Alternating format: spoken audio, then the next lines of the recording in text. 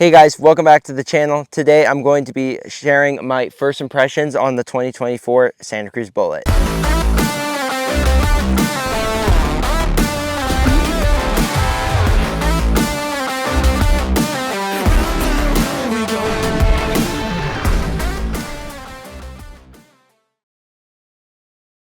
So the first thing that stood out to me was how at home this bike felt. I think a lot of it is due to the geometry similarities between this bike and my enduro bike. They are both a mullet setup with a VPP system, so the handling characteristics are going to be quite similar. On the first descent, this bike felt quite good. It was a bit of a medium speed, kind of chunky track, but some things that I noticed that could be improved really started to show up on my second run. It's one of the fastest tracks in that vicinity in Santa Cruz. One thing I really noticed was the stability of this bike. In theory, this bike should be more stable than my enduro bike, as it's a longer wheelbase and a longer chainstay, specifically 8 millimeters longer on the chainstay and 18 millimeters longer overall wheelbase over my enduro bike.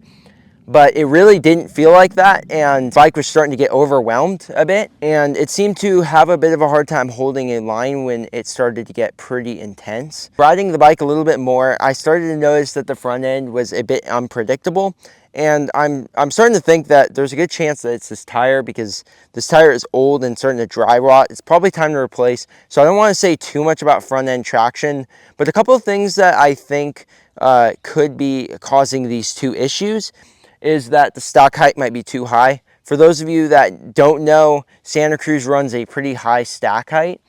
And so I'm starting to think that maybe the stack height is a bit high on this bike.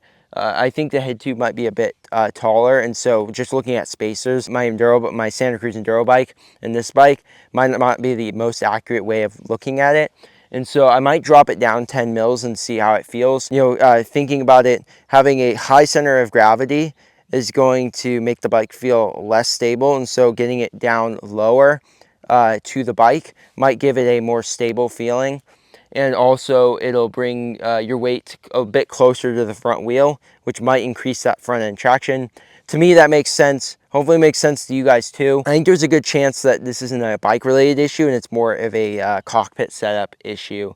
Other than that, the cockpit setup is pretty much the same as what I'm used to running, which is a 30 mil rise bar that is 770 mils wide. Stem length is the exact same at 42.5 millimeters. I wanted to mention how the rear end felt. So obviously I've been used to VPP. I've been riding VPP for like 3.5 years now. So it's something I've gotten quite used to. And something I noticed with this bike is I felt like the rear ends felt more composed and my feet were getting bounced around less. I'm not going to directly correlate that to pedal kickback because I don't know how pedal kickback works on these e-bikes. I'm pretty sure it's still a thing, as O-Chain makes their product for e-bikes. So I'm pretty sure that's a thing, but I'm thinking that the pedal kickback on this bike might be less. It really could be the linkage design, because obviously the VPP is going to vary between different bikes, but I definitely felt that the rear end was less kicky. But there's also a good chance that the shock, because the shock feels pretty soft, that the shock is not set up optimally, which might also correlate with not being as stable. So there's all this stuff that is going to be I'm going to mess with, and I'm try to get this bike as dialed as possible. So again, this bike is a Mullet, which I'm a huge fan of Mullet. I find that the smaller rear wheel gives the bike a sense of playfulness. It also really helps with when it gets really steep to get that wheel out of the way. It also helps if you have a dropper that's close to slammed like I do here. But I've just always been a huge fan of Mullet. It takes this bike that is a bit of a plow machine and adds a slight sense of playfulness to be able to move that rear end around. And I've also thrown it around in the air a little bit. I've done whips, I've done tables, I've done T-bogs, and I've also done suis on it. They all feel pretty natural. Something else I did want to mention is this thing off drops is a different beast. And I think a lot of it's due to the down tube having a ton of weight in it, because that's where the battery is. And so when you're going off drops, I notice you have to lean back off the rear a little bit more than you're used to, because the front tends to dive. Obviously, that's not directly correlated to the Santa Cruz Bullit. It's going to be pretty much the same type of deal across all e-bikes. but figured that was something I did want to mention. Going to an analog bike from this bike feels natural once you know the handling characteristics of the two bikes. So I have no issue going back and forth from an e-bike to a lightweight trail bike or an enduro bike. They all feel, this feels like a mountain bike. It's got more weight, and it's a bit of a different riding style. It also doesn't stop as quick. It doesn't help that it's got brakes I'm not the biggest fan of. What did help was putting some of the Galfer e-bike pads in there. That definitely helped. And just because some of you guys that have subscribed off my my SRAM transmission video, or at least have seen it, you'll be seeing that I'm running a SRAM transmission on this bike. It did come with the bike, and so that's mainly the reason I'm running it. And for those of you that have seen that video and wondering why am I still running it, well, this is an XO, so this in theory shouldn't have that issue, or at least shouldn't be as bad. This is an e-bike. I'm not racing this e-bike. If it does fail for any reason, it's not going to be the end of the world. All it's going to do is end a ride early. But yeah, I just kind of wanted to cover that real quick because I'm sure some of you guys are eyeing that I am running transmission. So, okay, so something else I wanted to cover was how it does in tighter terrain. So there are some tighter tracks I have ridden this on. And obviously it's a big, heavy, long bike, so it's not going to perform amazing in this. But I have no issue getting this bike to move around in some of those tight turns. I have this pretty tight trail that I've built, and I noticed that certain bikes struggle more than others, but this one performs quite similar to my enduro bike on that track, and there's no issue getting through tight, tiny berms. I wouldn't consider buying this bike for that reason, but if you guys do plan on riding some tighter stuff, it does the job. So I have a large. You could get a medium if you want to size down, or you can get a extra large if you want to size up. For me, I wanted a bike that was was going to be really fast and composed. And then lastly, I wanted to cover the motor and the battery setup. Obviously, it's not revolutionary.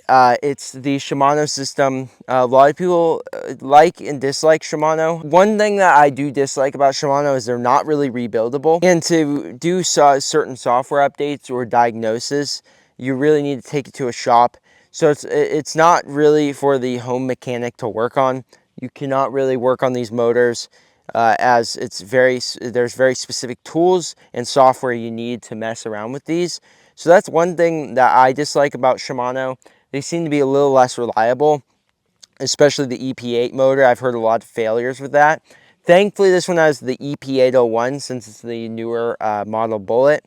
So it's a lot more reliable, and it's also quieter. If you guys have ever researched different motors, you will have known the EP8 seems to have had a pretty bad rattle. This motor has not been completely fixed, but they definitely quieted down the motor noise or the motor rattle. And then in terms of the battery is a 630 watt battery. And what I really like with this battery setup that they set up on the Bullet was that all you need is a 4mm Allen key, and you can pop the battery out and swap in a new battery if you guys end up buying a second battery. Mine came with a second battery, so I've swapped it out about 3 to 4 times now between the two. And it's a very easy process, and I really do appreciate how easy it is to get it out. I have taken out a Bosch battery a couple times, and I kid you not, I spent probably 30 minutes trying to get that battery back in. It's very finicky to get in. So I don't really have that much to say about the motor. It does its job. I really do like the power delivery of the motor. If I was to pick between this and the Bosch Gen 5, I would 100% take the Gen 5 Bosch. I haven't ridden one, but it's way quieter overall. And I think the power delivery is a little more on-off, which some people may like and some people may not like. I'm pretty neutral. I don't really mind either of them. I may be slightly tailored towards the Shimano system because it's a bit more natural. So it's really not a big deal. I'm pretty neutral in whatever motor comes with it. As long as it's reliable, I'm cool with it. That's pretty much about all I have to say about the 24 Bullet. I really do enjoy this bike and can't wait to do more adventures on this thing for 2025. And I'm also stoked to make more videos on this, as I've been in the market for an e-bike for a while and I finally pulled the trigger. Hint, right now is the best time to buy one They are so cheap right now. I ended up picking this thing up for 5,500 bucks, and this is the top end model. The EXO transmission, the carbon reserve wheels. Fun fact, first time ever running carbon. I would like to throw these on my enduro bike to see how they feel on that. Got the RockShox stuff, never really ridden the RockShox stuff that much yet. So stoked to try all this stuff out. I hope you guys enjoyed this video. And if you did, please smash that like button down below. And if you guys want to see more Bullit content, or more e-bike content, I should say, please smash the subscribe button down below. I'll definitely be making some more videos on this, as this is pretty much stock right now. So there's lots of upgrades to be done on it. Thanks for watching, and I'll see you guys next time. Peace.